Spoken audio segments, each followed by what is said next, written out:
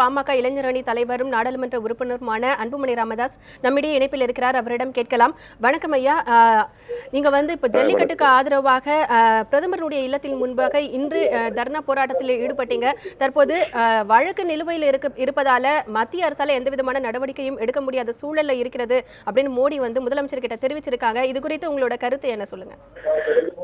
அதாவது இன்னைக்கு பிரதமரை சந்தித்து ஒரு மனு கொடுக்க வேண்டும் என்று கோரிக்கை வைத்தோம்.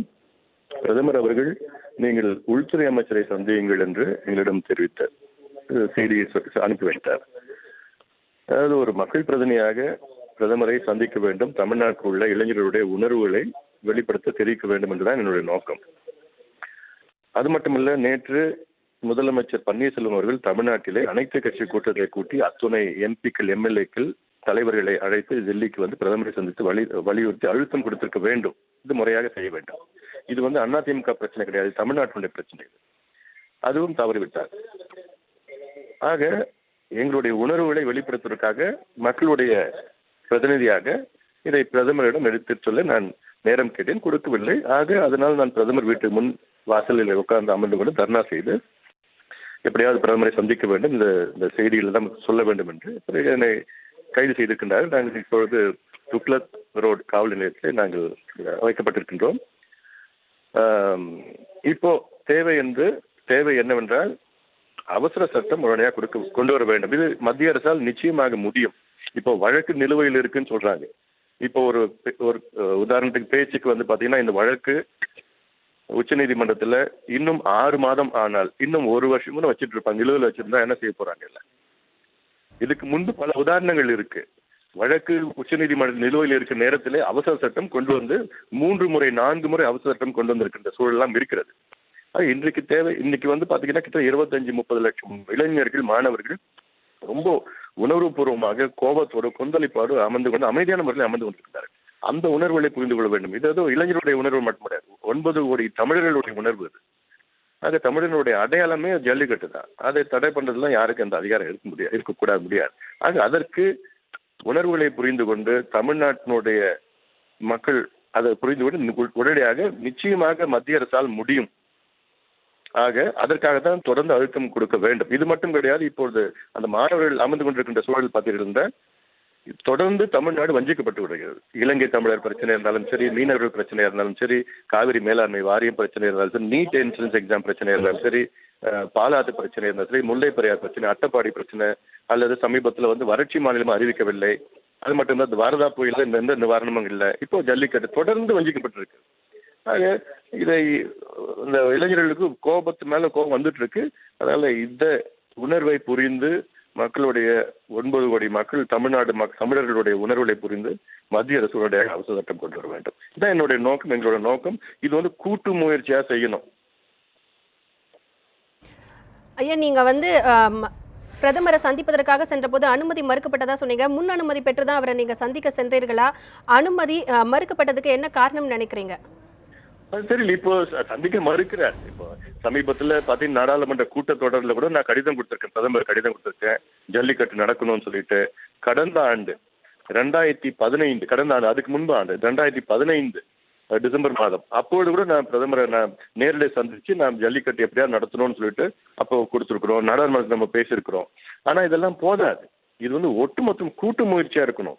இதுக்கு முதலமைச்சர் தலைமை எடுத்து அனைத்து கட்சி கூட்டத்தை கூட்டி, எனக்கு புரியல ஏன் அனைத்து கட்சி கூட்டத்தை கூட்ட மாட்டாங்க. கேரளாவில் ஒரு பிரச்சனைனா உடனே எல்லா கட்சியும் ஒன்னா வராங்க.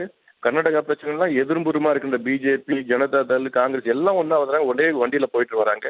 தமிழ்நாட்டில் மட்டும் ஏன் இது வரல? இது அவங்களுடைய ஈகோ, கௌரவம் பார்த்துட்டு இருக்காங்க. இது கௌரவம் பார்க்கறது உண்மையில் மக்கள் பிரச்சனை. மக்கள் பிரச்சனைக்காக கௌரவம் பார்க்க கூடாது. மக்கள் பிரச்சனைக்காக என்ன வேணா செய்யலாம். அதனால நான் இப்ப மக்கள் பிரச்சனைக்காக நான் ஜெயிலுக்கு போய் எவ்வளவு நாளும் ஜெயிலுக்கு போய் நான் தயாரா இருக்கேன். அதெல்லாம் எனக்கு அதை பத்தி பிரச்சனை. மக்கள் பிரச்சனை இது எல்லாமே சேர்ந்து செய்ய வேண்டும். இப்போ 50 எம்பிகள் வச்சிருக்கிறாங்க ஆளுங்கட்சி அதிமுக. 50 எம்பியும் நாடாளுமன்ற மையத்தில் நின்றுட்டு ஒரு கோஷம் இட்டு நாங்க ஜல்லிக்கட்டு அவசர சட்டம் கொண்டு வந்தாதான் நாங்க நாடாளுமன்றம் நடத்த விடுவோம் அப்படின்னு சொன்னா நினைச்சு பாருங்க. வேற வழியே இல்லை, மத்திய அரசு செஞ்சுதான் ஆகணும். இந்த 50 எம்பிக்களும் இந்த மையத்தில் உட்காந்துக்கிட்டு நாங்க காவிரி மேலாண்மை வாரியத்தில் அமைக்கலைன்னா நாங்க நாடாளுமன்றம் நடத்த விடவே மாட்டோம்னு போராட்டம் பண்ணாங்கன்னா வேற வழியே கிடையாது. அதனால இதெல்லாம் செய்தாக வேண்டும். ஏதோ அடையாளத்துக்கு வந்துட்டு பார்த்துக்கிட்டு கடிதம் கொடுத்துக்கிட்டுலாம் நடக்காது. அடுத்த கட்டத்துக்கு நம்ம போக வேண்டியதா இருக்கும். இப்ப நீங்க பேசும்போது ஒரு கூட்டு முயற்சி தேவை அப்படின்னு சொல்லியிருக்கீங்க. தற்போது கூட திமுக செயல் தலைவரும், எதிர்க்கட்சி தலைவருமான ஸ்டாலின் செய்தியாளர்களிடம் பேசினாங்க. அவங்களும் கூட அனைத்து கட்சி கூட்டம் நடைபெற வேண்டும் அப்படிங்கிற ஒரு கருத்து தான் முன்வைத்தாங்க. மாணவர்கள் எந்தவித அரசியல் சார்பும் இல்லாம ஒட்டுமொத்தமாக தன்னெழுச்சியாக எழுந்து இந்த மாதிரியான ஒரு போராட்டத்தில் ஈடுபட்டு வராங்க. ஒரு அரசியல் கட்சி தலைவர்கள் இந்த இந்த நடவடிக்கை, இந்த விவகாரத்தை பொறுத்த வரைக்கும் என்ன மாதிரியான அடுத்த கட்ட நடவடிக்கையை எடுக்க முடியும்? அதற்கு எந்த மாதிரியான விஷயங்களை முன்னெடுக்க முடியும்?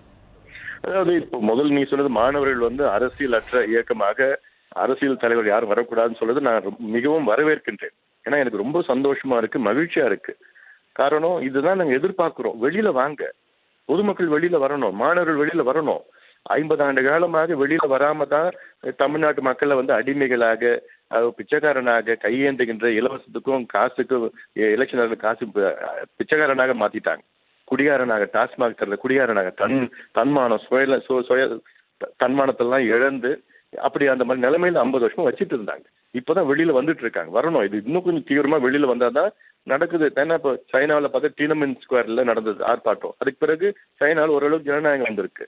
அது அரப் ஸ்பிரிங் ரெவல்யூஷன் டியூனிசியால ஆரம்பிச்சது, பிறகு எமன் நாடு, அப்புறம் லிபியா நாட்டுல, அப்புறம் அதிபர்கள் 30 ஆண்டு கால அதிபர்கள்லாம் ஒரு மாதத்துல விரட்டடிக்கப்பட்டார்கள். அதெல்லாம் அந்த மாற்றம் டெல்லியில நடந்த ஊழல், அதுக்கு எதிரான மாற்றம் நடந்தது. அண்ணா ஹசாரே தலைமையில மாற்றம் நடந்தது. அதுக்கு பொதுமக்கள் வெளியே வந்தாங்க. தெலுங்கானா வேணும்னு சொல்லிட்டு பொதுமக்கள் வந்தாங்க. ஆக இதுக்கு தமிழ்நாட்டில் வந்து எவ்வளோ பிரச்சனைகள் இருக்கு. இப்போ ஜல்லிக்கட்டுக்கு வந்திருக்கிறாங்க. இதுக்கப்புறம் மது ஒழிப்பு இருக்கு, ஊழல் எதிர்ப்பு பிரச்சனை இருக்கு, விவசாயிகள் பிரச்சனை, தற்கொலை பிரச்சனை இருக்கு. விவசாயிகள் என்ன கேட்டால் மிகப்பெரிய இன்னைக்கு மிக மோசமான பிரச்சனை, அவசியமான பிரச்சனை வந்து விவசாயிகள் தற்கொலை பிரச்சனை. நமக்கு சோறு போட்ட கடவுள். ஆக அப்படியெல்லாம் எவ்வளோ இருக்கு. அதுக்கு எல்லாத்துக்கும் இந்த மாணவர்கள், இளைஞர்கள் என்னைக்கு வெளியில வராங்களோ அன்னைக்கு தான் நடக்கும். அது ரொம்ப சந்தோஷமா, எனக்கு மகிழ்ச்சியா இருக்குது. இதுதான் வேணும், இதுதான் நாங்கள் எதிர்பார்த்துட்டு இருக்கோம். இது வந்தது நடந்துட்டு இருக்கு.